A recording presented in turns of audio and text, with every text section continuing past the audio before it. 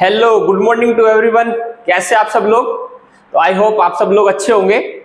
तो हमने last class के अंदर चैप्टर शुरू किया था थर्मोडायनेमिक्स, जिसके अंदर हमने कुछ बेसिक टर्म्स को समझा था, जैसे सिस्टम क्या होता है, सराउंडिंग क्या होता है, बाउंड्री क्या होता है। फिर हमने स्टेट ऑफ सिस्टम की बात की थी, जिसके अंदर हमने स्टेट फंक्शन और पाथ फंक्शन को पढ़ा था। इसके बाद हमने कुछ प्रॉपर्टी को पढ़ा था, एक्सटेंसिव प्रॉपर्टी और इंटेंसिव प्रॉपर्टी।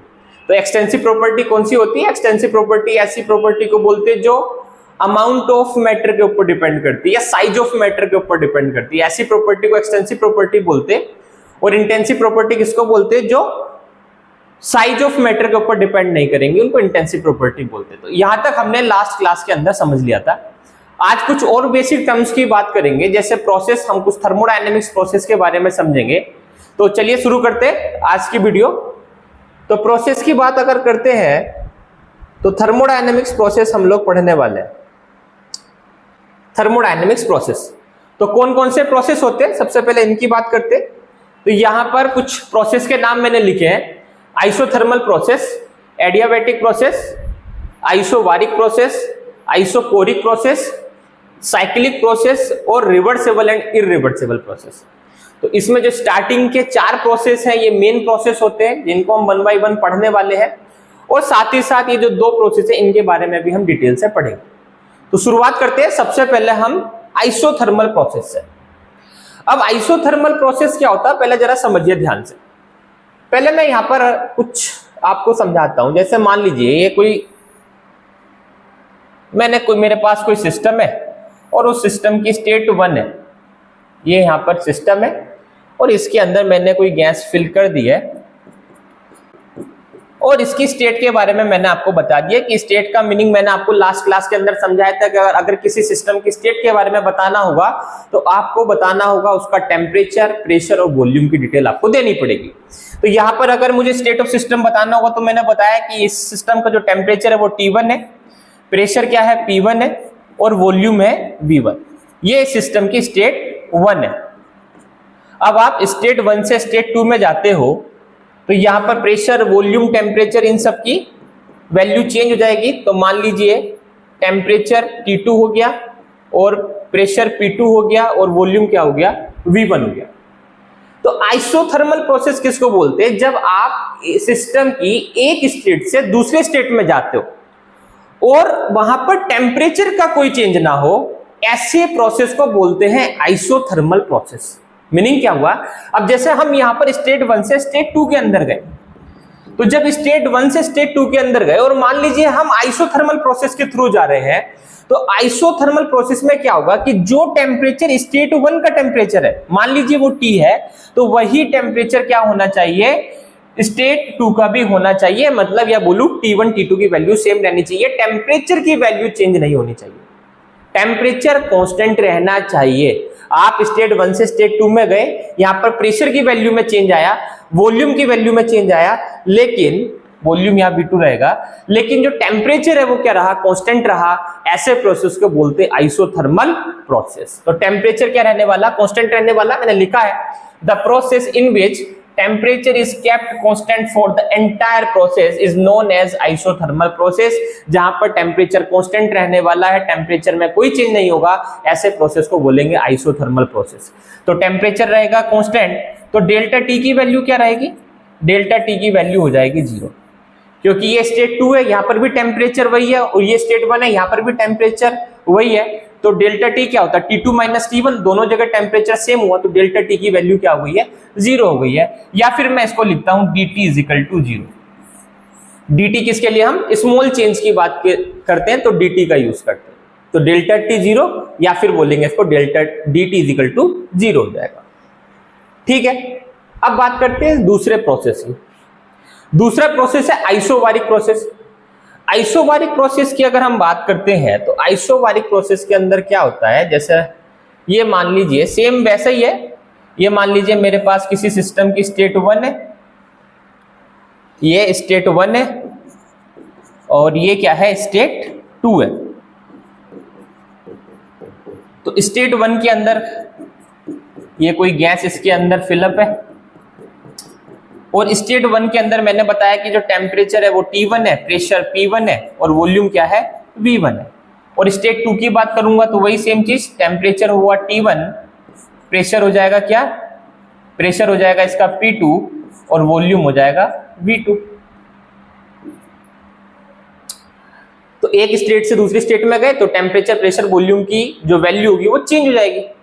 लेकिन अगर हम आइसोबारिक प्रोसेस के थ्रू जाते हैं तो आइसोबारिक प्रोसेस के अगर थ्रू जाते हैं तो वहां पर प्रेशर की वैल्यू में कोई चेंज नहीं होगा।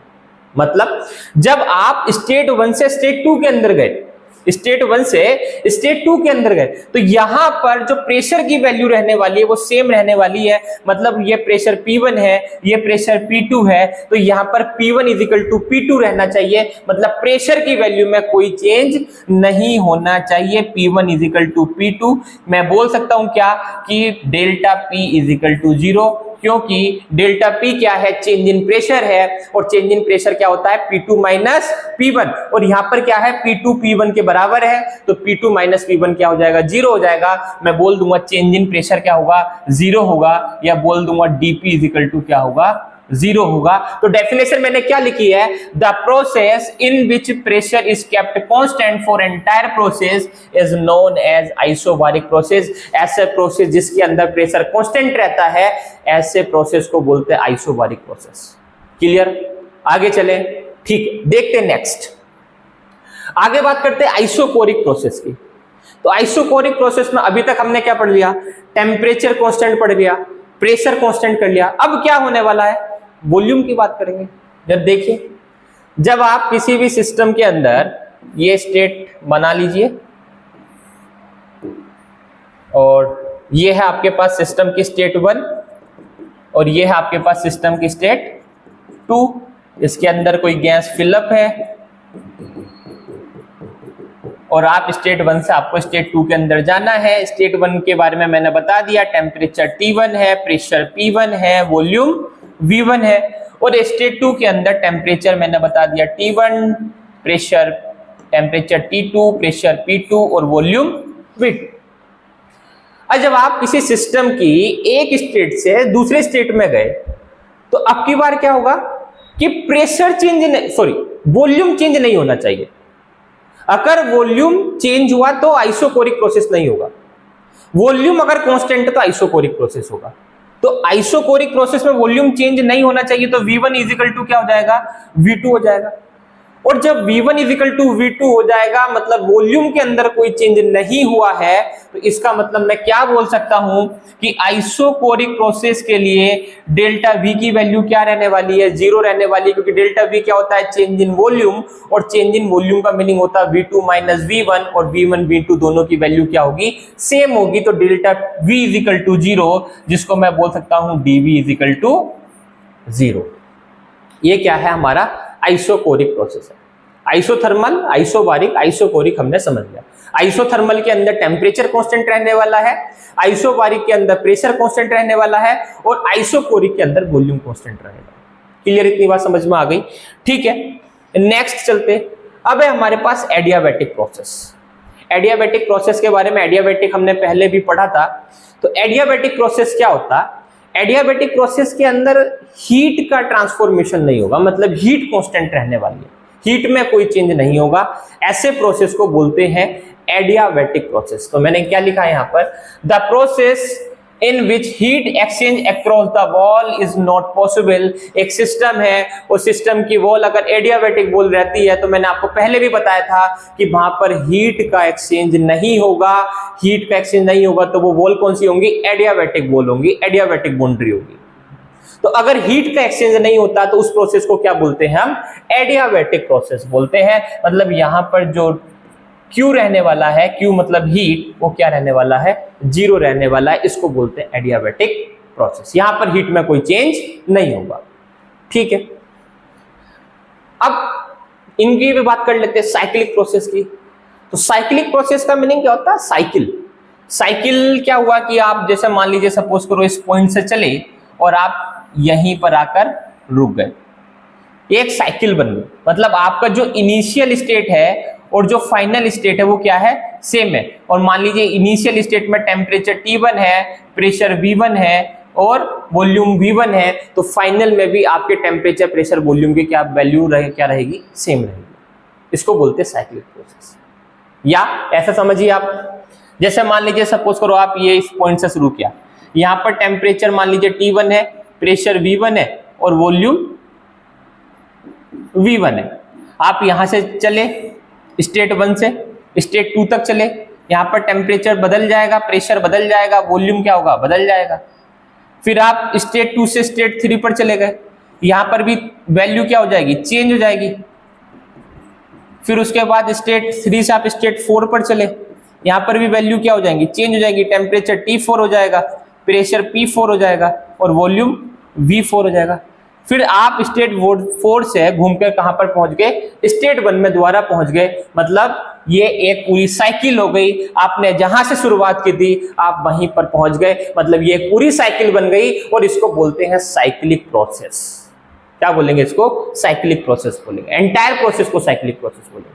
मैंने लिखा है the process in which initial and final state are same is called cyclic process. उसको क्या बोलेंगे, साइक्लिक प्रोसेस बोलेंगे, जहां पर इनिशियल स्टेट और फाइनल स्टेट सेम रहने वाली है। क्लियर, इतनी बात समझ में आ गई।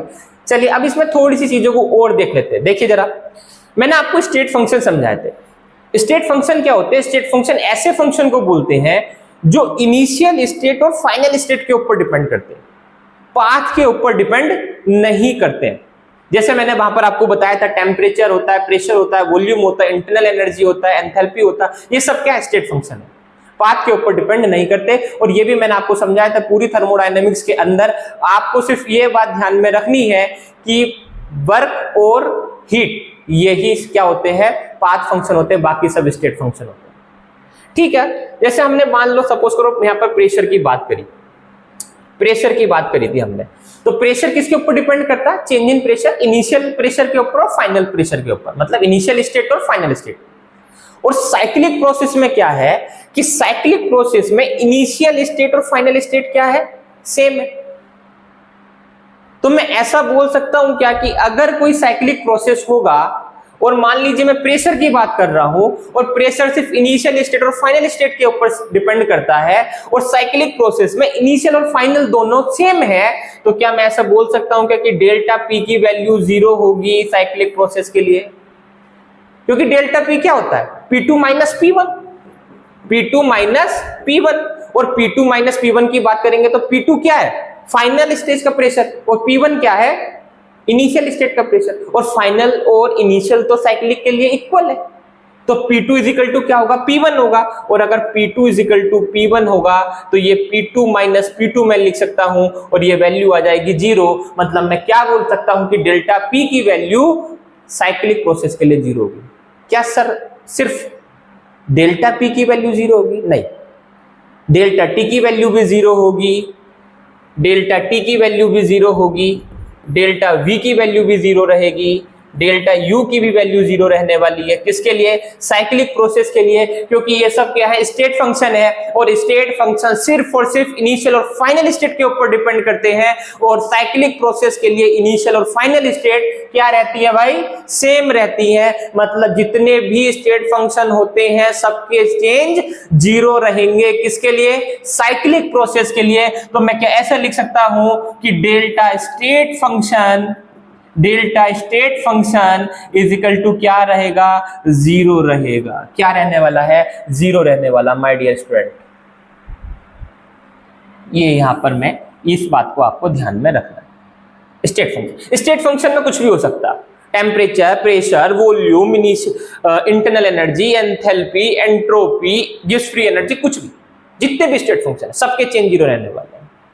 क्लियर मेरी बात, किसी को कोई दिक्कत नहीं। आगे चलते हैं, अब प्रोसेस हमने समझ लिया, ठीक है। अब लास्ट प्रोसेस और थोड़ा समझ लेते हैं, रिवर्सेबल प्रोसेस और इरिवर्सेबल प्रोसेस के बारे में। जरा थोड़ा सा पहले हम ये बाद में पढ़ेंगे क्या क्या होता है, पहले मेरी बात को जरा समझो ध्यान से। जैसे मान लीजिए कि ये मैं यहां पर कोई सिस्टम बना लेता हूं माय डियर स्टूडेंट, ये एक सिस्टम है और एक सिस्टम में यहां बना लेता हूं इस तरीके से, ठीक है। और जो है यहां पर कोई गैस फिल मैंने कर दी है और यहां पर गैस फिल कर दी है, और ये मान लीजिए कुछ इस तरीके से, ये मैं इसमें लगा देता हूं।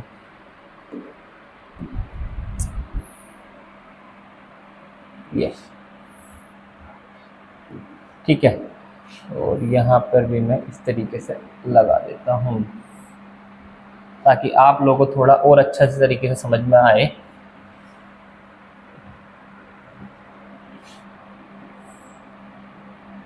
ठीक है भाई, और ये ऊपर मैं पिस्टन लगा देता हूँ, यहाँ पर मैंने पिस्टन लगा दिया है। ठीक है, जरा समझो बात। अब क्या हुआ यहाँ पर, हाँ जरा समझो अब ध्यान से। यहाँ पर क्या हुआ, जैसे मान लीजिए ये कोई सिस्टम है मेरे पास और यहाँ पर मैंने कोई गैस फिलअप है और इसके बारे में मैंने कुछ आपको बता दिया कि भाई प्रेशर जो है यहाँ पर 5 atm है इस गैस का, और जो वॉल्यूम है वो 200 ml है। ठीक है, ये किसी सिस्टम की स्टेट 1 है। ठीक है, अब आपने क्या किया है कि इस गैस को कंप्रेस कर दिया। कंप्रेस करने का मतलब ये बाहर से कुछ एक्सटर्नल प्रेशर यहां पर लगा दिया, बाहर से कुछ एक्सटर्नल प्रेशर लगाया, मतलब पिस्टन को थोड़ा सा पुश कर दिया, तो ये कहां पर आ गया, स्टेट 2 के अंदर आ गया। अब स्टेट 2 के अंदर भाई कंप्रेस कर दिया इसको। कंप्रेस करने पर क्या होगा कि जो इसका प्रेशर होगा वो बढ़ जाएगा। प्रेशर मान लीजिए पहले 5 atm था, अब 10 atm हो गया, और वॉल्यूम क्या हो जाएगा, कम हो जाएगा, और वॉल्यूम कितना हो जाएगा, 100 ml मान लीजिए। ये ऐसी रफली डाटा है, कोई मतलब ऐसा फॉर्मूला बेस्ड कुछ नहीं है, मैंने कोई रफली डाटा यहां पर आपको दिया। ये स्टेट 1 है और ये स्टेट 2 है। ठीक है, अब आपको स्टेट 1 से स्टेट 2 के अंदर जाना है, तो आपके पास क्या क्या रास्ते हैं। या तो आप स्टेट 1 से स्टेट 2 के अंदर 1 स्टेप में चले जाओ। 1 स्टेप में कैसे जाओगे सर, यहां पर जो प्रेशर है वो 5 atm है, वॉल्यूम 200 ml है। ठीक है, अब यहां पर मैंने कुछ प्रेशर लगा दिया और ये 10 atm तक पहुंचा दिया। ठीक है, अब आपके पास 2 रास्ते हैं, कौन कौन से। या तो आप 1 स्टेप में चले जाओ, 1 स्टेप में आपने 5 atm का प्रेशर लगाया और ये टोटल 10 atm प्रेशर हो गया, 1 स्टेप में आप चले गए। एक तरीका ये है। सेकंड तरीका क्या है कि आप यहां से यहां गए, लेकिन एक स्टेप में ना जाकर आप यहां इनफाइनाइट स्टेप में चले जाओ।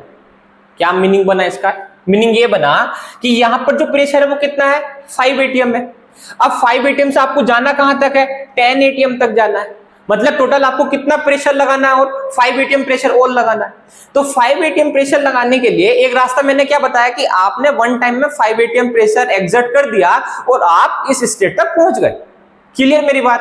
और सेकंड बात क्या है, सेकंड रास्ता क्या है कि आप इनफाइनाइट वे में चले जाओ। इनफाइनाइट वे मतलब मल्टीपल तरीके से। मल्टीपल तरीके से कैसे कि आपने पहले थोड़ा सा प्रेशर लगाया, मतलब मान लीजिए 0.1 प्रेशर atm प्रेशर एग्जर्ट कर दिया, तो टोटल प्रेशर कितना हो गया, 5.1 हो गया। फिर आपने 0.1 लगा दिया, फिर 0.1 लगा दिया, फिर 0.2 लगा दिया, कभी 0.05 लगा दिया। कहने का मीनिंग क्या हुआ कि जब आप स्टेट 1 से स्टेट 2 में जा रहे हो तो आप इनफाइनाइट प्रेशर एग्जर्ट कर रहे हो, मल्टीपल स्टेप में जा रहे हो। तो अगर आप 1 स्टेप में स्टेट 1 से स्टेट 2 में जाते हो तो इसको बोलते हैं इरिवर्सिबल प्रोसेस। और अगर आप स्टेट 1 से स्टेट 2 के अंदर इनफाइनाइट स्टेप में जाते हो या बोलूं मल्टीपल स्टेप में जाते हो तो इसको बोलते हैं रिवर्सिबल प्रोसेस। क्या बोलेंगे इसको, रिवर्सिबल प्रोसेस। मेरी बात समझ में आई कि नहीं आई, दोबारा जरा मेरी बात को ध्यान से समझिए। क्या बोला मैंने कि ये तुम्हारे पास प्रेशर कितना है, 5 atm है, वॉल्यूम कितना है, 200 ml है। आपको स्टेट 1 से स्टेट 2 के अंदर जाना है। आपके पास 2 तरीके हैं। पहला तरीका है कि आप 1 स्टेप में चले जाइए, 5 atm प्रेशर को एग्जर्ट कर दीजिए और इस स्टेट तक पहुंच जाइए। इसको क्या बोलेंगे, इरिवर्सिबल प्रोसेस। और दूसरा आपके पास क्या है कि आप मल्टीपल स्टेप में जाइए, पहले 0.1 फिर 0.1 फिर 0.2 कभी 0.05, कुछ इस तरीके से आप इनफाइनाइट स्टेप में स्टेट नंबर 2 तक पहुंचिए। इस प्रोसेस को बोलते हैं क्या, reversible process. My dear student, clear मेरा पॉइंट। ठीक है, तो ये बात समझ में आ गई कि रिवर्सिबल क्या और इरिवर्सिबल क्या है। ठीक है, मैंने यहां पर ये बात लिखी हुई है, क्या लिखा मैंने, रिवर्सिबल और इरिवर्सिबल दोनों में डिफरेंस लिखा हुआ है कि it take place in infinite step and it would take infinite time to occur. Reversible क्या है, रिवर्सिबल में आप इनफाइनाइट स्टेप में पहुंचोगे और उसको होने के लिए कितना समय लगेगा, इनफाइनाइट टाइम लगेगा, जबकि इरिवर्सिबल के अंदर क्या होगा, फाइनाइट स्टेप होंगे और उसमें टाइम कितना लगेगा, फाइनाइट टाइम लगने वाला है। क्लियर, आगे समझिए। रिवर्सिबल स्टेप में क्या होता है, रिवर्सिबल स्टेप बहुत छोटे छोटे छोटे छोटे मल्टीपल स्टेप में आप पहुंचोगे, तो उसमें हर एक स्टेप बहुत स्मॉल स्टेप होता है, मतलब जो भी आप प्रेशर लगाओगे बहुत कम प्रेशर लगाओगे। तो यहां पर हर एक स्टेप में इक्विलिब्रियम होगा, मतलब इक्विलिब्रियम का मीनिंग क्या होता है, जहां पर टाइम के साथ कोई मेजर चेंज ना हो, उसको इक्विलिब्रियम बोलते हैं। तो यहां पर जब आप बहुत छोटे मल्टीपल स्टेप में जा रहे हो तो बहुत थोड़ा थोड़ा थोड़ा करके चेंजेस कर रहे हो, तो क्या बोलते हैं इसको कि it is in equilibrium state at all stages. और इरिवर्सिबल में क्या होता है कि आप वन टाइम में फाइनल स्टेट तक पहुंच जाते हो, तो it is in equilibrium state only at initial and final state.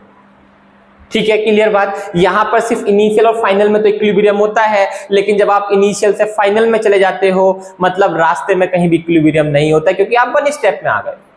ठीक है, इसके बाद बात करते हैं यहाँ पर जो चेंजेस होते हैं वो सब रिवर्सेबल होते हैं, यहाँ पर कोई भी रिवर्सेबल चेंजेस नहीं होते हैं, मतलब वन स्टेप में आप इनिशियल से शुरू किए फाइनल तक पहुंच गए, वहां पर रिटर्न की कोई चांस नहीं है। आप एक बार फाइनल तक पहुंच गए तो इनिशियल में वापस नहीं आ सकते हो। लेकिन अगर मैं बात करता हूँ रिवर्सेबल प्रोसेस की, तो रिवर्सेबल प्रोसेस में आप क्या करते हो, थोड़े थोड़े थोड़े थोड़े चेंजेस करते हो, वहां पर आप इनिशियल स्टेट में जा सकते हो। मतलब मैंने क्या बोला, the all changes are reversible, मतलब रिवर्सेबल का मतलब इनिशियल स्टेट में आप दोबारा जा सकते हो।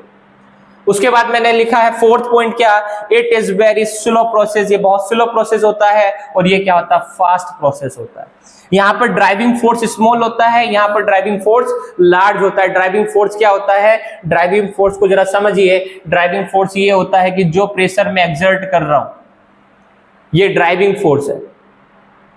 यहां पर जब रिवर्सिबल के अंदर ड्राइविंग में थोड़ा थोड़ा प्रेशर एक्सर्ट कर रहा हूं, मतलब मेरा ड्राइविंग फोर्स क्या है, बहुत कम है, स्मॉल ड्राइविंग फोर्स है। यहां पर मैं वन स्टेप में आ रहा हूं, मतलब यहां पर ड्राइविंग फोर्स मेरा लार्ज रहेगा। क्लियर मेरा पॉइंट, ठीक है।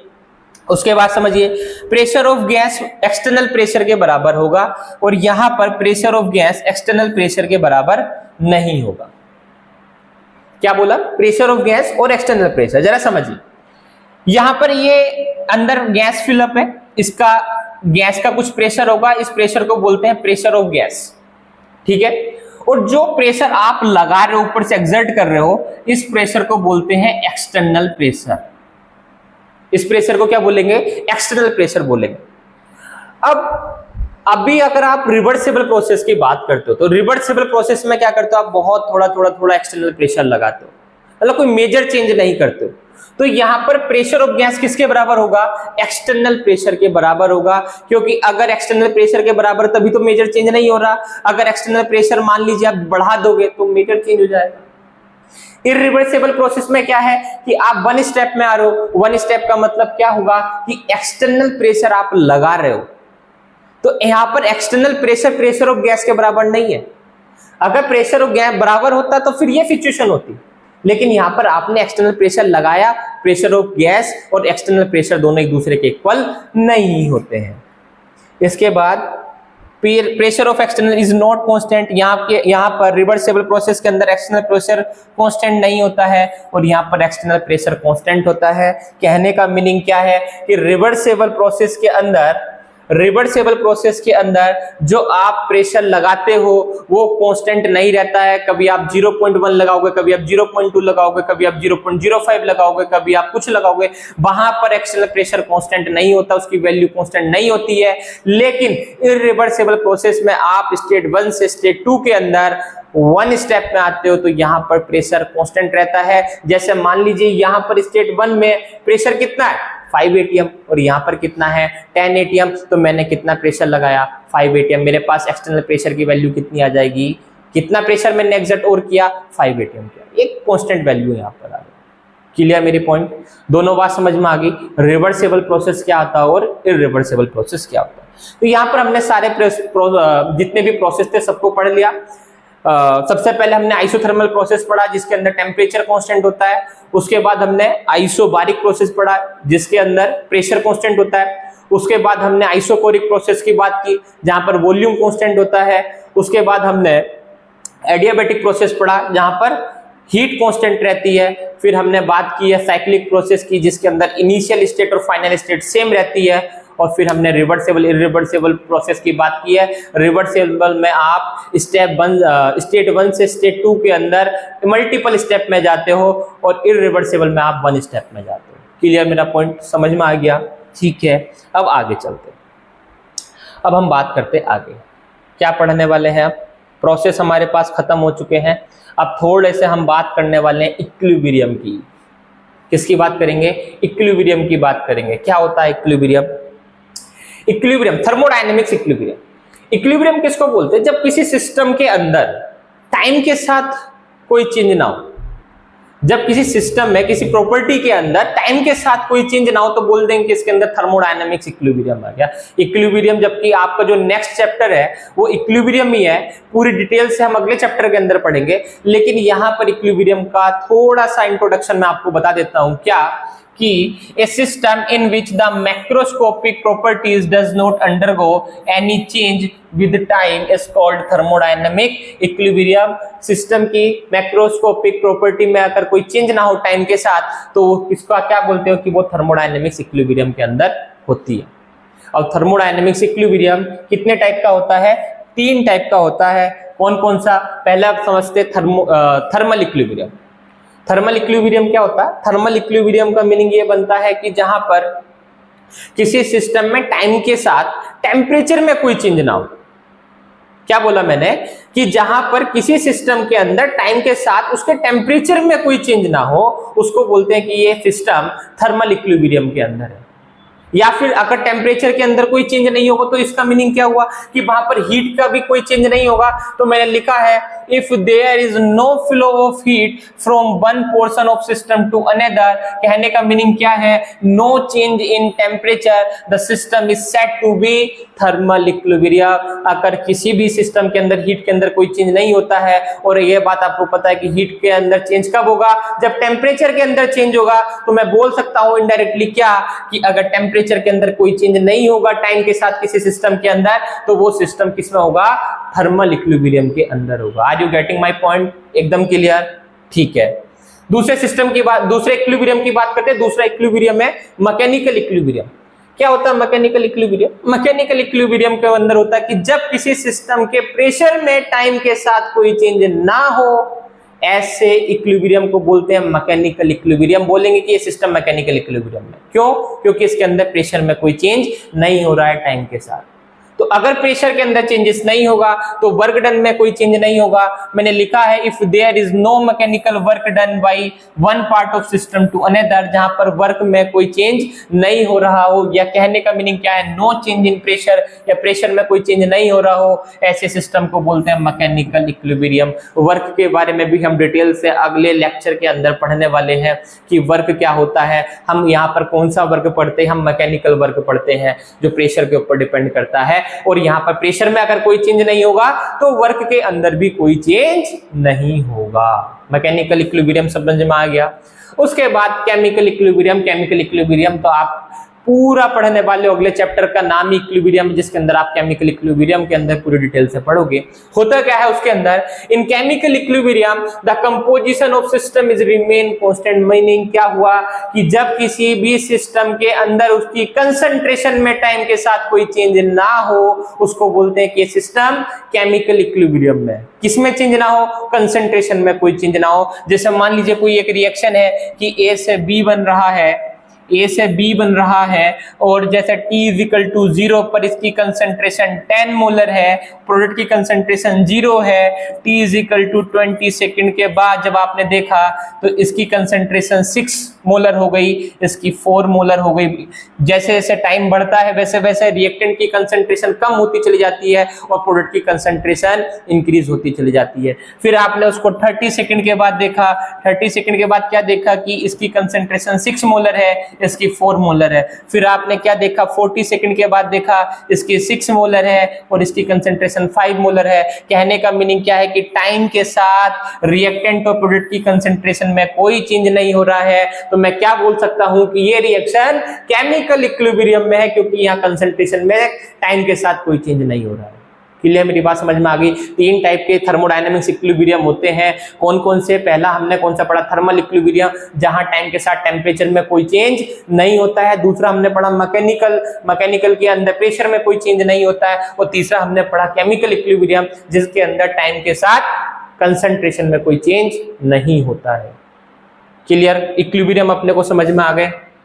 ठीक है, अब हम जो इतनी भी बेसिक टर्म्स थी वो लगभग हमारी कंप्लीट हो गई। अब हम चैप्टर के अंदर एंट्री करने जा रहे हैं थर्मोडायनेमिक्स के अंदर, क्योंकि अभी तक जो आपने चैप्टर पढ़े, जैसे मोल कॉन्सेप्ट पढ़ा, एटॉमिक स्ट्रक्चर पढ़ा, तो इनकी जो बेसिक टर्म्स है ना, वो आप छोटी क्लासेस में 9th-10th में भी पढ़ते हो कि मोल क्या होता है, एटम क्या होता है, मोलिक्यूल क्या होता है ना। ये सब चीजें आप 9th-10th में पढ़कर आते हो।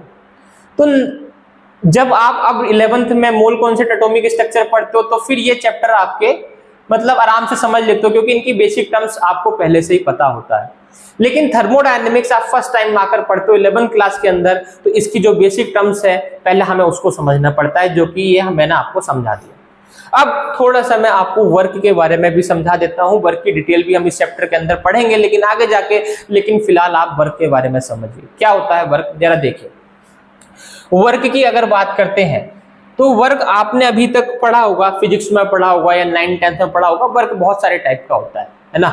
एक आपने पढ़ा होगा वर्क W = mgh, mgh जो ग्रेविटेशनल जिसको वर्क बोलते हैं, ठीक है। एक आपने वर्क का फॉर्मूला पढ़ा होगा, क्या? चार्ज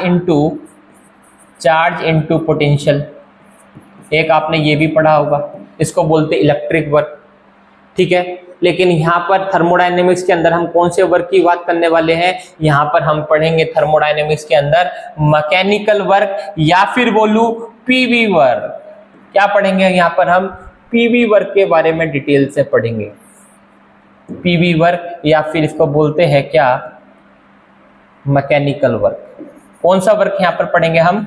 मैकेनिकल वर्क पढ़ने वाले हैं। क्लियर? क्या होता है मैकेनिकल वर्क, जरा समझ लीजिए वो भी। वर्क की अगर बात करते हैं तो वर्क का फॉर्मूला आपने एक पढ़ा होगा, फोर्स इनटू डिस्प्लेसमेंट, पढ़ा है, ठीक है। क्या पढ़ा है? Force into displacement. डिस्प्लेसमेंट को यहाँ पर मैं dl से लिख देता हूँ, फोर्स इनटू डिस्प्लेसमेंट। फिर आपने पढ़ा होगा क्या कि जो प्रेशर होता है वो क्या होता है? P क्या पढ़ा होगा? P F/A। तो F = क्या लिख सकता हूं मैं? P × A। P क्या है? प्रेशर,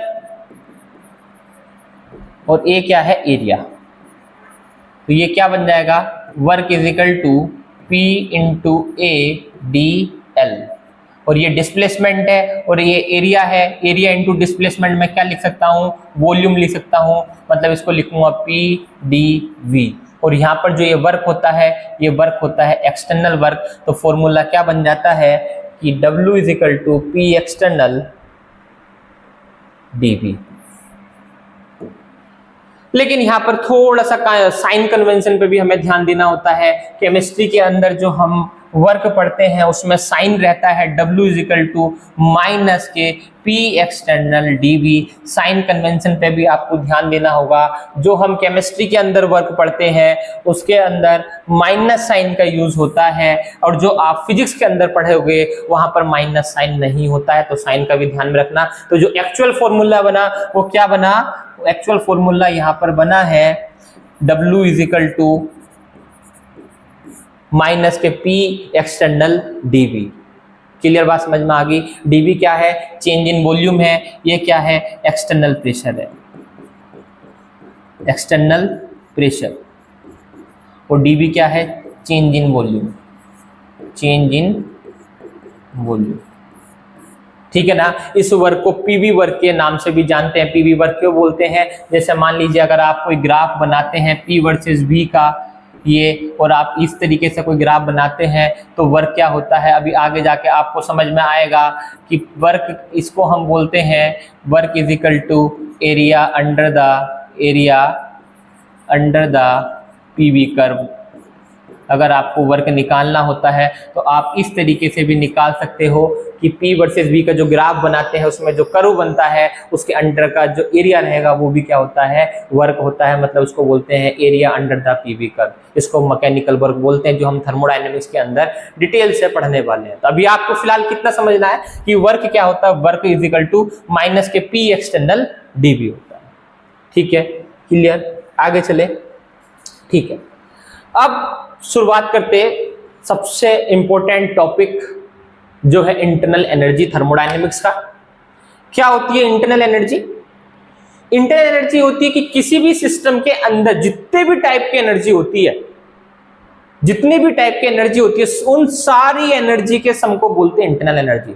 चाहे किसी सिस्टम के अंदर काइनेटिक एनर्जी हो, चाहे पोटेंशियल एनर्जी हो, चाहे वो न्यूक्लियर एनर्जी हो, या फिर उसके अंदर इलेक्ट्रिक हो, या कोई भी जितने भी टाइप की एनर्जी होगी, सारी एनर्जी का सम को क्या बोलते हैं हम? इंटरनल एनर्जी बोलते हैं। मैंने लिखा है it is the sum of different type of energies associated with all particles. जितने भी पार्टिकल्स होते हैं उनके अंदर जितने भी टाइप की एनर्जी होगी, उन सारी एनर्जी के सम को क्या बोलेंगे? इंटरनल एनर्जी बोलेंगे। और इंटरनल एनर्जी को जो लिखते हैं वो U से लिखते हैं या फिर आप E से लिखते हैं। कंफ्यूज मत होना, कहीं कहीं U से लिखते हैं और कहीं कहीं पर E से भी इसको डिनोट किया जाता है। और होता क्या है कि एक सिस्टम के अंदर जितने भी टाइप की एनर्जी होती है सबका सम को क्या बोलते हैं? इंटरनल एनर्जी बोलते हैं। इसको मैं क्या लिख सकता हूं कि internal energy U is equal to, कौन कौन सी एनर्जी में लिख सकता हूं? U kinetic plus U potential plus U nuclear plus U electric. जितने भी टाइप की एनर्जी रहेंगी उन सब के सम को बोल दूंगा, उन सब का सम क्या होगा? इंटरनल एनर्जी होगा। उन सब के सम को मैं इंटरनल एनर्जी बोलूंगा। Clear point? ठीक है। उसके बाद इंटरनल एनर्जी कैसा फंक्शन होता है? स्टेट फंक्शन होता है। ये बात भी वैसे मैं आपको पहले ही बता चुका कि जितने भी टाइप की एनर्जी होती है वो सब क्या होती है? जितने भी टाइप की एनर्जी होती है वो सब स्टेट फंक्शन होती है। ठीक है। और एक्सटेंसिव स्टेट फंक्शन के बारे में पहले भी बोला कि वर्क और हीट को छोड़ के जितने भी थर्मोडायनेमिक्स टर्म्स होती हैं वो सब क्या होती है? स्टेट फंक्शन होती है। और एक्सटेंसिव प्रॉपर्टी भी होती है इंटरनल एनर्जी। ये भी बात मैं बोल चुका कि चाहे आप वो एंथैल्पी हो, चाहे वो इंटरनल एनर्जी हो, चाहे वो गिब्स फ्री एनर्जी हो, जितनी भी एनर्जी होंगी वो सब एक्सटेंसिव प्रॉपर्टी होंगी। मतलब ये किसके ऊपर डिपेंड करेंगी? अमाउंट ऑफ मैटर के ऊपर डिपेंड करेंगी। क्लियर? अब नेक्स्ट पॉइंट सबसे ज्यादा इंपॉर्टेंट है। क्या है नेक्स्ट पॉइंट?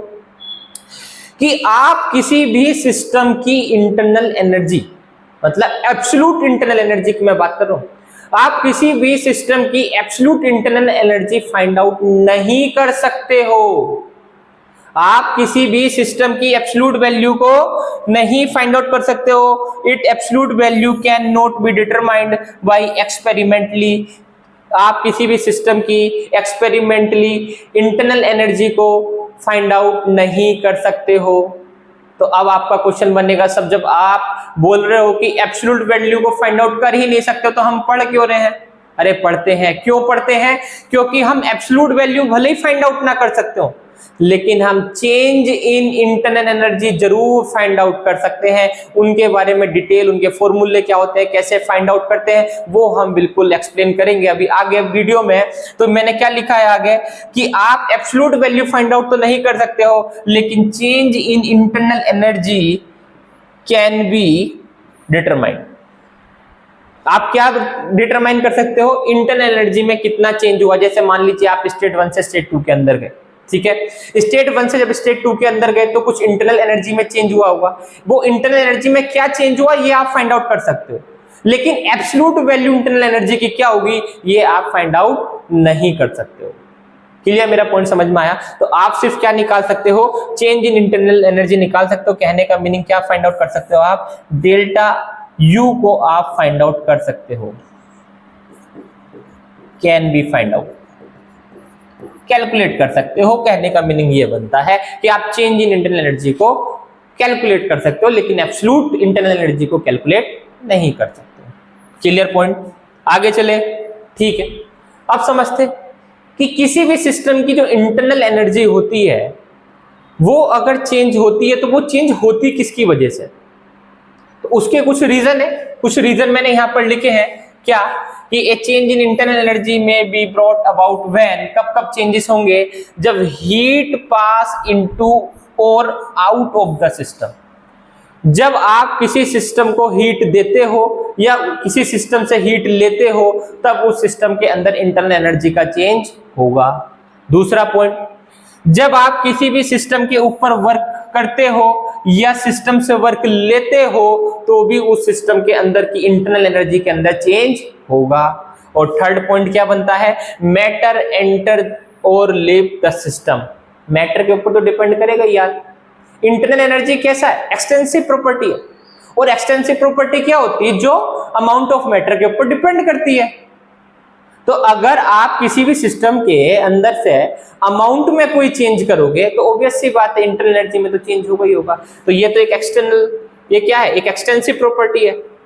और अगर एक्सटेंसिव प्रॉपर्टी है तो फिर ये बात तो एकदम बनती ही है कि मैटर के अगर आप अमाउंट चेंज करोगे तो उसके अंदर चेंज होना बनता है। कहने का मीनिंग क्या हुआ कि किसी भी सिस्टम की अगर आपको इंटरनल एनर्जी में चेंज करना है तो आप कब कब कर सकते हो, या तो आप हीट उसको दे रहे हो या हीट उससे ले रहे हो, पहला पॉइंट। सेकंड पॉइंट, या तो वर्क डन आप कर रहे हो, वर्क कर रहे हो, या फिर वर्क आप उससे ले रहे हो तो चेंज होगी इंटरनल एनर्जी। और थर्ड पॉइंट क्या बनता है, थर्ड पॉइंट, अगर आप मैटर में कोई चेंज कर रहे हो, मैटर के अमाउंट में कोई चेंज कर रहे हो तो उस सिस्टम की भी इंटरनल एनर्जी में चेंज हो जाएगा। ठीक है, अब एक एक को थोड़ा सा डिटेल से समझ लेते हैं। एनसीईआरटी के अंदर ये सारी चीजें गिवन है, जरा देखिए। जैसे किसी भी सिस्टम की आपको इंटरनल एनर्जी के अंदर चेंज करना है तो कैसे करना है, बाय डूइंग वर्क। मैं वर्क से समझाता हूं। वर्क है कैसे, जैसे मान लीजिए कोई ये सिस्टम है आपके पास, ये आपके पास यहां पर कोई सिस्टम मैंने बनाया, ये सिस्टम है। अब इस सिस्टम के अंदर क्या है कि यहां पर पहले एक बात जरा थोड़ा सा ध्यान से ये समझ लीजिए कि इस सिस्टम की जो बाउंड्री है वो एडियाबैटिक बाउंड्री है। कैसी बाउंड्री है वो, एडियाबैटिक बाउंड्री है। एडियाबैटिक बाउंड्री का मतलब क्या है कि इस बाउंड्री से हीट का एक्सचेंज तो नहीं हो सकता है, हीट का तो एक्सचेंज नहीं होना। मैं सिर्फ इंटरनल एनर्जी चेंज की बात कर रहा हूं, कैसे, बाय डूइंग वर्क, वर्क करके। तो पहली बात तो क्या हुआ कि ये एडियाबैटिक बाउंड्री है, और एडियाबैटिक अगर बाउंड्री है, ये मैंने यहां पर लिख देता हूं, ये एडियाबैटिक बाउंड्री है। और अगर ये एडियाबैटिक बाउंड्री है तो इस बाउंड्री से हीट का तो एक्सचेंज नहीं होगा। ठीक है, अब आपको इंटरनल एनर्जी चेंज करनी है। अब जैसे मान लीजिए आप सपोज करो इसके अंदर पानी गर्म करने की रोड आप सबने देखी होगी। अब मान लीजिए आपने इसके अंदर कोई पानी गर्म करने की रोड लगा दी, ठीक है। अभी आप ये स्टेट 1 में थे और यहाँ पर मैंने कुछ बता दिया कि टेम्परेचर इसका कुछ रहा होगा, T1 बोल रखा होगा, प्रेशर कुछ रहा होगा, वॉल्यूम कुछ रहा होगा। फिलहाल मैं टेम्परेचर की बात कर लेता हूँ, क्योंकि मेनली जो इंटरनल एनर्जी होती है वो टेम्परेचर के ऊपर डिपेंड करती है। कैसे करती है जरा देखिए, समझिए।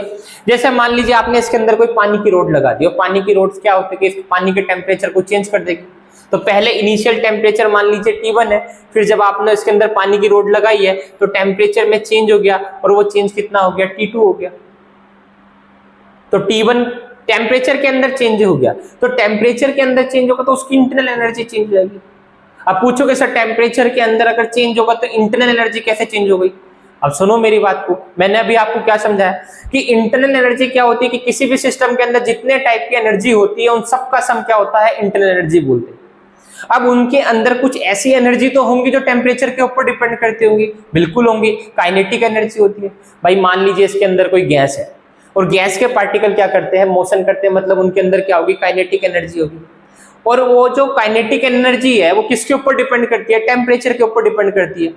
तो जब यहाँ पर टेम्परेचर चेंज हो गया तो इसका मीनिंग क्या हुआ कि वो उनकी काइनेटिक एनर्जी में भी चेंज हो गया होगा। और काइनेटिक एनर्जी में अगर चेंज हो गया तो मैं क्या बोल दूंगा, भाई इंटरनल एनर्जी के अंदर भी कोई चेंज हो गया होगा। मतलब मैं बोल दूंगा कि यहाँ पर जो डेल्टा यू होगा उसको मैं क्या बोल दूंगा, वो किसके बराबर होगा, वर्क के बराबर होगा। लेकिन ये वर्क कौन सा होगा, एडियाबैटिक होगा। और डेल्टा यू होता क्या है, delta U is equal to T2 temperature पर जो इंटरनल एनर्जी होगी और T1 टेम्परेचर पर जो इंटरनल एनर्जी होगी उसको बोलते हैं हम डेल्टा यू। और ये किसके बराबर होगी, एडियाबैटिक वर्क के बराबर होगी। एडियाबैटिक होगा क्योंकि यहाँ पर हीट क्या है, हीट का कोई नेक्स्ट चेंज नहीं हुआ है। क्लियर? तो जो भी इंटरनल एनर्जी में चेंज आया वो टेम्परेचर की वजह से चेंज आया। ठीक है, क्लियर बात? उसके बाद सेकंड पॉइंट को समझते। सेकंड पॉइंट क्या है? Change in internal energy by heat. भाई जैसे मान लीजिए ये कोई सिस्टम है, ठीक है, ये कोई सिस्टम है। अब अगर इस सिस्टम की हम बात करते हैं तो यहां पर इसके अंदर अब की बार जो वॉल है वो कैसी है? डायाथर्मल बाउंड्री है। और मैंने डायाथर्मल बाउंड्री के बारे में आपको समझाया है।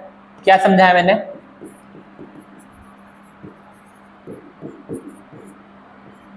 डायाथर्मल बाउंड्री के बारे में मैंने आपको समझाया था क्या कि यहां से हीट का एक्सचेंज पॉसिबल होता है, हीट चेंज। ठीक है, अब मान लीजिए स्टेट 1 है, स्टेट 1 में इसकी कुछ हीट रही होगी, वहां पे टेम्परेचर कुछ रहा होगा, मान लीजिए T1 है। अब हीट अगर चेंज होगी तो ऑब्वियस सी बात है कि सिस्टम का टेम्परेचर में भी कोई चेंज आया होगा। अब हीट का एक्सचेंज हुआ, या तो हीट मान लीजिए रिलीज हुई होगी या हीट उसने एब्जॉर्ब करी होगी, कुछ भी हीट में चेंज आया होगा तो टेम्परेचर के अंदर जरूर चेंज आया होगा। और जब टेम्परेचर के अंदर चेंज आया होगा तो मैं बोल सकता हूं कि भाई इंटरनल एनर्जी के अंदर भी चेंज आया होगा, क्योंकि मैं फिर वही बात बोलूंगा कि टेम्परेचर के अंदर चेंज आने से क्या होगा कि जो भी इसके अंदर गैस फिल होगी उनकी काइनेटिक एनर्जी में चेंज आएगा, और काइनेटिक एनर्जी में चेंज आएगा तो इंटरनल एनर्जी में चेंज आएगा। तो मैं बोल दूंगा डेल्टा यू क्या होगा? T2 टेम्परेचर पे जो एनर्जी होगी और T1 टेम्परेचर में जो एनर्जी होगी वो क्या होगी? डेल्टा यू होगी।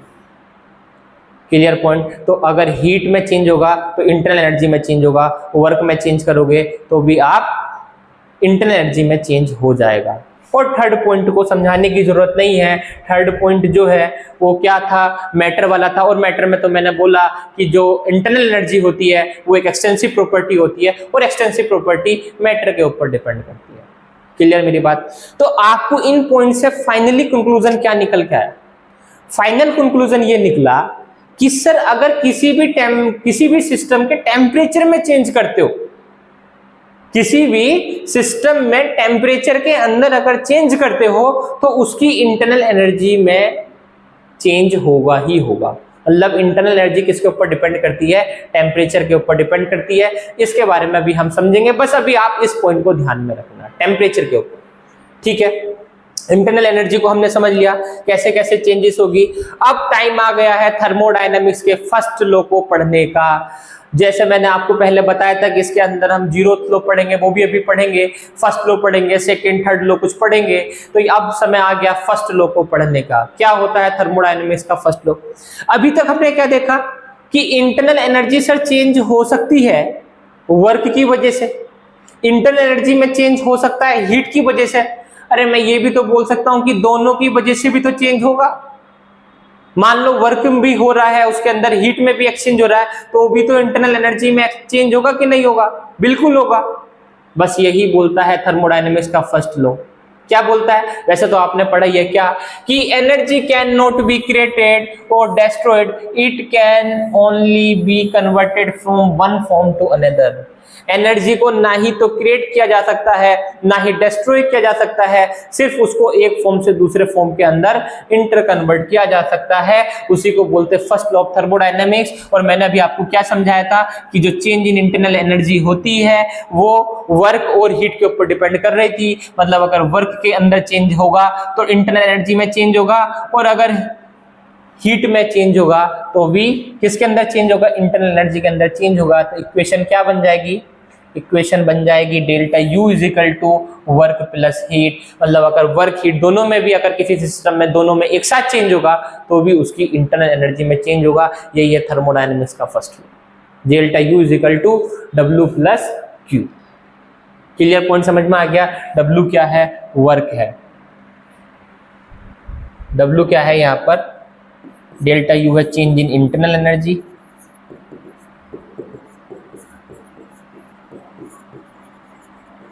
यू क्या है यहाँ पर? Work done on the system,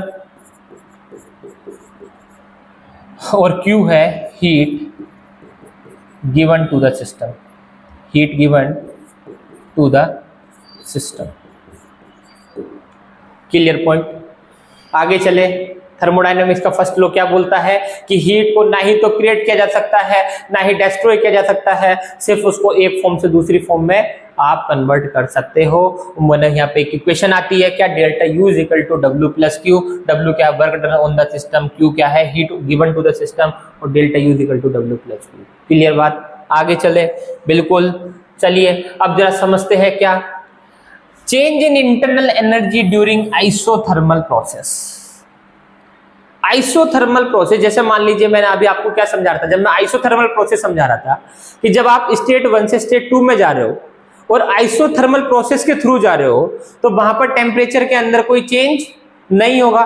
मतलब आइसोथर्मल प्रोसेस की अगर मैं बात करूंगा तो आइसोथर्मल प्रोसेस का मीनिंग होता है टेम्परेचर कांस्टेंट। टेम्परेचर कांस्टेंट की बोलूं या फिर बोलूं डेल्टा टी क्या होता है, 0 होता है। और अभी मैंने आपको क्या बात समझाई है कि इंटरनल एनर्जी अल्टीमेटली किसके ऊपर डिपेंड करती है, टेम्परेचर के ऊपर डिपेंड करती है। अगर टेम्परेचर के अंदर चेंज होगा तो इंटरनल एनर्जी के अंदर चेंज होगा, और अगर टेम्परेचर के अंदर कोई चेंज नहीं हुआ तो फिर इंटरनल एनर्जी के अंदर भी कोई चेंज नहीं होगा। मतलब आइसोथर्मल प्रोसेस में अगर टेम्परेचर में कोई चेंज नहीं होगा तो इंटरनल एनर्जी में भी कोई चेंज नहीं होगा। मैं बोल दूंगा कि change in internal energy isothermal process के लिए क्या होती है, 0 होती है। क्लियर पॉइंट, पहला पॉइंट हो गया। ठीक है, सेकंड पॉइंट समझते कि change in internal energy during isochoric process. Isochoric process, isochoric process क्या होता है, आइसोकोरिक जहां पर वॉल्यूम कांस्टेंट रहता है, delta V is equal to 0 होता है। ठीक है, अभी हमने क्या पढ़ा, अभी आपने पढ़ा है कि delta U is equal to होता है W प्लस Q। और आइसोकोरिक प्रोसेस के अंदर क्या होता है, वॉल्यूम कांस्टेंट। और वॉल्यूम कांस्टेंट की अगर मैं बात करूंगा तो डेल्टा V क्या होगा, 0 होगा, या बोलूं dV क्या होगा, 0 होगा। अब यहां पर क्या है, वर्क है, और वर्क के बारे में मैंने आपको क्या समझाया, वर्क क्या होता है, माइनस के P एक्सटर्नल dV। dV मतलब 0, किसके लिए, आइसोकोरिक प्रोसेस के लिए। और अगर dV 0 हो जाएगा, वर्क क्या होता है, माइनस के P एक्सटर्नल dV। और अगर dV 0 हो जाएगा तो वर्क भी क्या हो जाएगा, 0 हो जाएगा। मीनिंग अगर वर्क 0 हो गया तो यहाँ डेल्टा U किसके बराबर हो जाएगा, Q के बराबर हो जाएगा। और Q एट कांस्टेंट V इसको बोलते हैं, Q एट कांस्टेंट V बोलते हैं। क्लियर। उसके बाद हम बात करते हैं change in internal energy during cyclic process. During cyclic process, cyclic process की अगर बात करेंगे तो साइक्लिक प्रोसेस में मैंने अभी आपको समझा दिया, साइक्लिक प्रोसेस जहां पर किसी भी सिस्टम की इनिशियल स्टेट और फाइनल स्टेट सेम है, उसको क्या बोलते हैं, साइक्लिक प्रोसेस बोलते हैं। और एक पॉइंट मैंने आपको क्या समझाया था कि साइक्लिक प्रोसेस के लिए जितने भी स्टेट फंक्शन होते हैं उनके चेंज 0 होते हैं। अरे बोलो यार, समझाया था कि नहीं समझाया था, जरा देख लो एक बार। साइक्लिक प्रोसेस कहाँ है, ये रहा साइक्लिक प्रोसेस। क्या बात लिखा है मैंने यहाँ पर कि जितने भी स्टेट फंक्शन का चेंज होगा वो 0 होगा, किसके लिए, साइक्लिक प्रोसेस के लिए। तो इंटरनल एनर्जी क्या है, इंटरनल एनर्जी एक स्टेट फंक्शन है। तो स्टेट फंक्शन अगर ये है तो फिर साइक्लिक प्रोसेस के लिए डेल्टा U की वैल्यू कितनी हो जाएगी, 0 हो जाएगी। डेल्टा U की वैल्यू क्या हो जाएगी, 0 हो जाएगी साइक्लिक प्रोसेस के लिए। आइसोथर्मल के लिए भी 0 हो जाएगी, आइसोकोरिक के लिए हीट के बराबर हो जाएगी, W क्या हो जाएगा, 0 हो जाएगा। आइसोकोरिक प्रोसेस में W 0 हो जाता है क्योंकि चेंज इन वॉल्यूम 0 रहता है। क्लियर। आगे चले, इतनी बात अगर आगे बात समझ में तो थोड़ा सा और पढ़ लेते हैं, जरा देख लो। हाँ भाई समझिए, मैं थोड़ा सा साइन कन्वेंशन के बारे में और बता देता हूँ।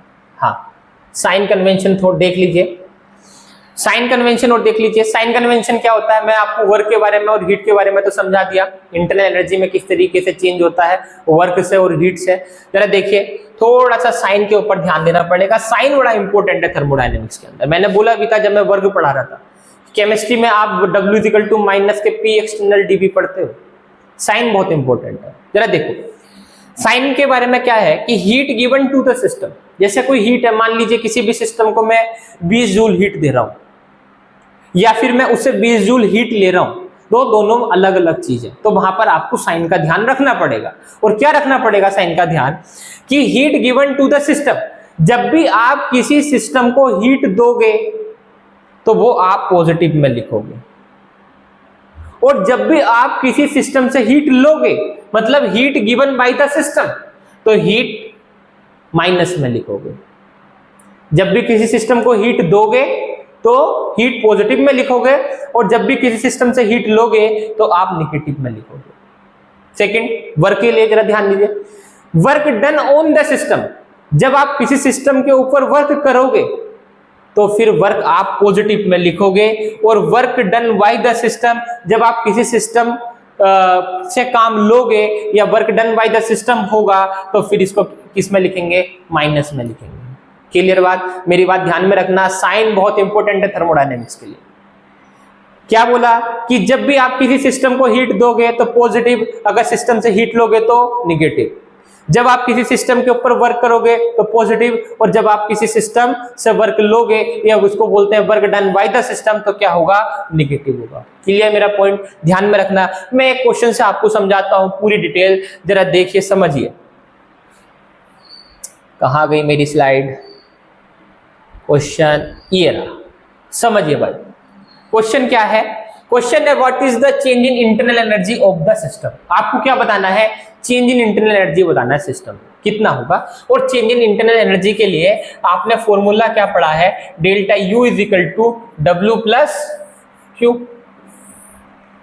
Delta U is equal to W plus Q.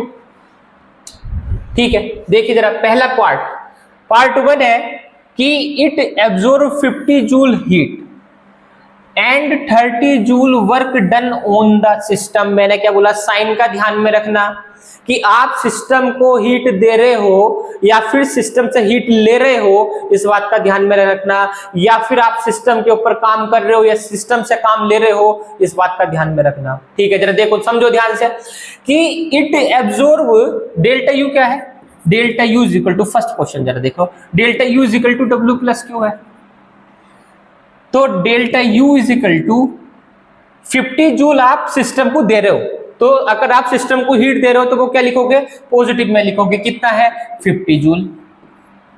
और work done on the system, system पर आप वर्क कर रहे हो, कितना कर रहे हो, 30 जूल कर रहे हो, तो ये किस में लिखोगे, प्लस में लिखोगे, तो ये कितना हो जाएगा प्लस 30, तो टोटल कितना आ जाएगा 30 प्लस 50, ये आ जाएगा 80 जूल। मतलब चेंज इन इंटरनल एनर्जी कितना आएगा, 80 जूल आएगा। क्लियर बात, ठीक है। अब थोड़ा सा मैं इसको साइड कर देता हूं, ये यहाँ पर मैंने इसको लिख दिया, ठीक है, ठीक है भाई।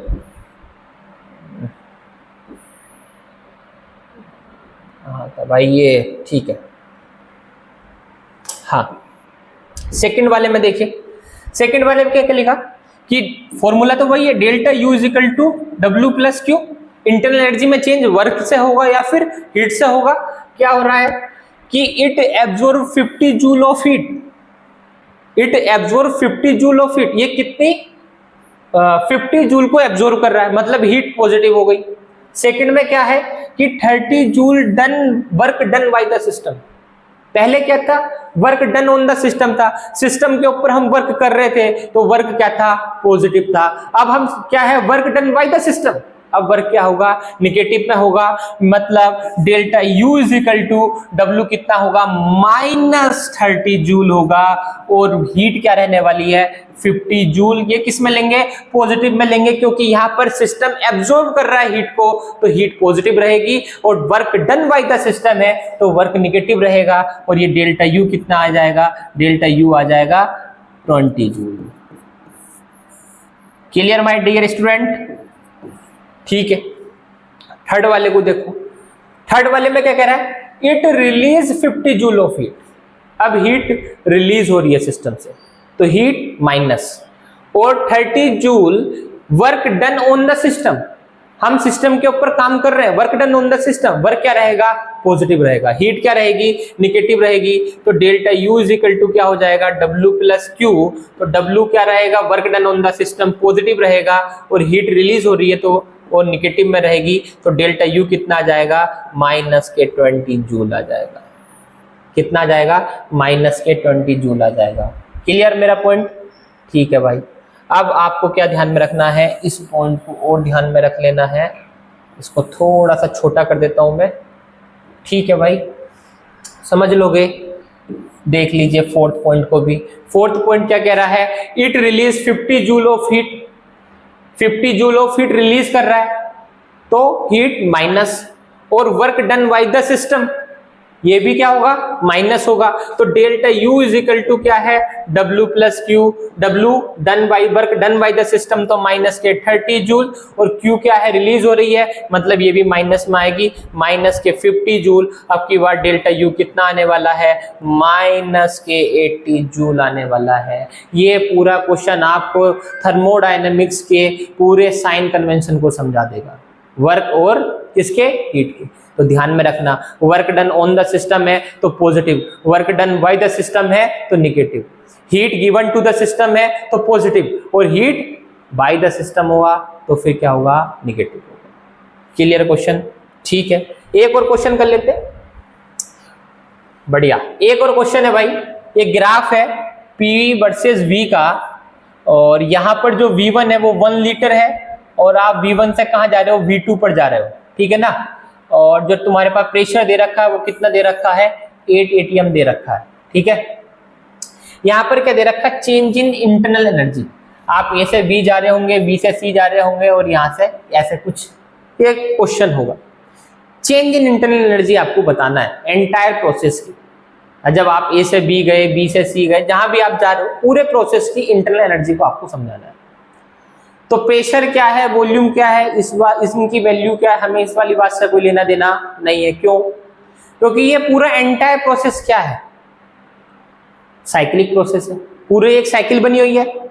मतलब अगर मान लीजिए सपोज करो हमने यहां से शुरुआत की है इस पॉइंट से, तो हम यहां से यहां गए, यहां से यहां गए, यहां से यहां गए, और फिर यहां पर वापस आ गए।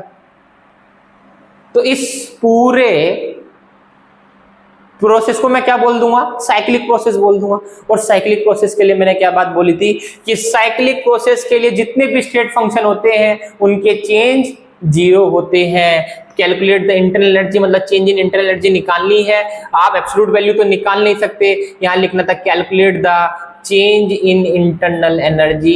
तो चेंज इन इंटरनल एनर्जी अगर निकालनी होगी तो डेल्टा यू क्या हो जाएगा, 0 हो जाएगा। ध्यान में रखना, किसी भी साइक्लिक प्रोसेस के लिए change in internal energy 0, isothermal के लिए 0। क्लियर बात? ठीक है। उसके बाद हम बात करते हैं क्या, एक और क्वेश्चन कर लेते हैं, लास्ट क्वेश्चन होगा आज का हमारा। ये क्वेश्चन क्या है कि 500 joule of heat is given to the system and 350 joule work done by the system. हमने किसी भी सिस्टम को 5 जूल हीट दी है और उस सिस्टम ने कितना काम किया है, 350 जूल वर्क किया है। तो यहां पर आपको बताना है calculate change in internal energy क्या होगा। तो हीट आपको गिवन है, वर्क गिवन है, क्या फॉर्मूला होता है, delta U is equal to W plus Q. W कितना हो गया, W आपको दे रखा है, वर्क कितना 350 जूल। लेकिन क्या है, work done by the system. अगर work done by the system होगा तो वर्क निगेटिव में लिखेंगे, मतलब ये हो जाएगा माइनस के 350 जूल। और Q क्या है, 500 है। ये क्या है, heat is given to the system, मतलब सिस्टम को दी गई हीट है, तो ये प्लस में आ जाएगी। ये कितना आ जाएगा, टोटल इंटरनल एनर्जी में चेंज आ जाएगा आपका 150 जूल। कितना चेंज आ गया, 150 जूल का चेंज आ गया। जब आप किसी भी सिस्टम को 500 जूल हीट दे रहे हो और आपने काम कितना किया है, 350 जूल काम किया है, तो चेंज इन इंटरनल एनर्जी कितना आ जाएगा, 150 जूल का आ जाएगा। क्लियर? ये है थर्मोडायनेमिक्स का फर्स्ट लॉ। यहाँ तक चीजें आज की वीडियो में इतना ही रखते हैं, बाकी आगे की चीजें हम नेक्स्ट वीडियो के अंदर पढ़ेंगे। अभी इंटरनल एनर्जी खत्म नहीं हुई है, अभी इसके अंदर और भी बहुत सारी चीजें आने वाली हैं, ठीक है ना, वो हम नेक्स्ट वीडियो के अंदर पढ़ेंगे। Okay, clear. Thank you everyone, thank you.